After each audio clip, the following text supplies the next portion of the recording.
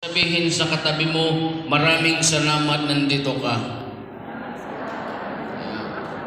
At sabihin mo, tingnan mo siya sa kanyang mata, sabihin mo, salamat, hindi kita kamuka. Tanong tumawag ka, pasigawan naman. So anyway, alam naman natin si alagad ito ng pulisya. Ang sabi nga nila, pag pulis, matulis. At dahil dyan kausap ko yung Bureau of Fire, meron akong ibigay sa iyo.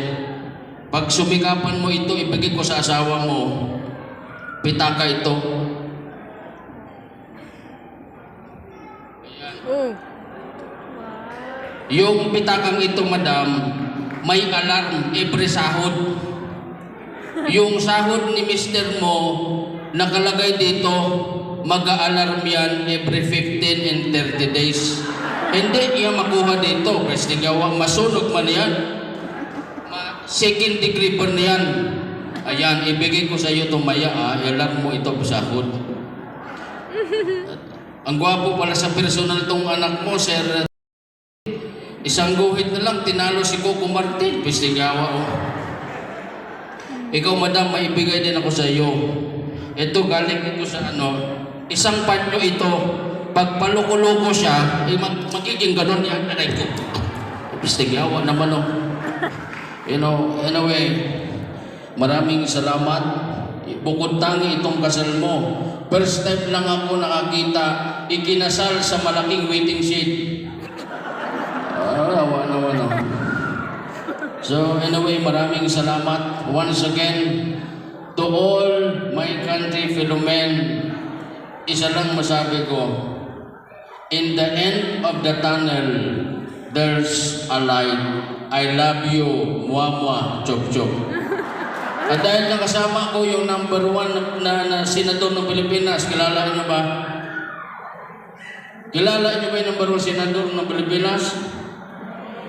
Ayan na, nasa gilid na, kumakain ng kiniing.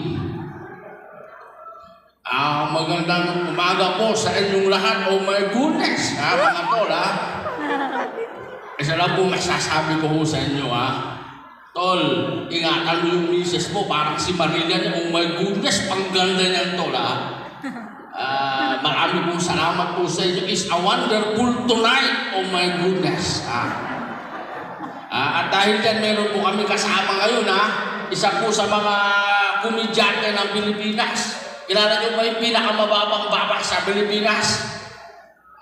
Kilala niyo po ba yung pinakamalaking baba sa Pilipinas, sir? Kilala mo yung artista na yun, sir? Sabi ko nga kayo alam niyo si sir, mabait na tao to Mamaya bigyan mo akong pansit, So anyway, maraming salamat. Kakain na ba tayo, sir? Wala pa. Hindi pa kakain. Kakain na ba? So maraming salamat po. And once again, from the bottom of my heart, I love you, Momwa, Chop Chop. Palakpak naman kayo dyan. Actually, yung palakpak nyo, nakasalalay kung ilan yung kakainin mo. Sinabi sa binulong sa akin kanina, pag hindi nyo pinalakpakan yung bagong kasal, ito maganda yung pangalan ng anak nila, Maiko sa Kasisit. Pag pinagsama, Maxet. Parang kiniing yun. Huwag nyo pagsamahin pangalan nyo. Advice ko lang Maxet. Para iba naman, parang pinigpikan yun. So huwag mong pagsamahin.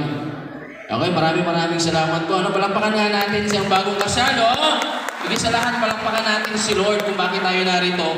Mayroong pinagsama. Ayan. So, once again, iimbitahan po namin kayo na makinig sa 98.7C Radio mula alas 4 ng umaga hanggang alas 6 at alauna ng hapon hanggang alas 3, Champion Afternoon Edition. Ayan. Kung may oras mamaya, mag-show kami. Gusto nyo ba?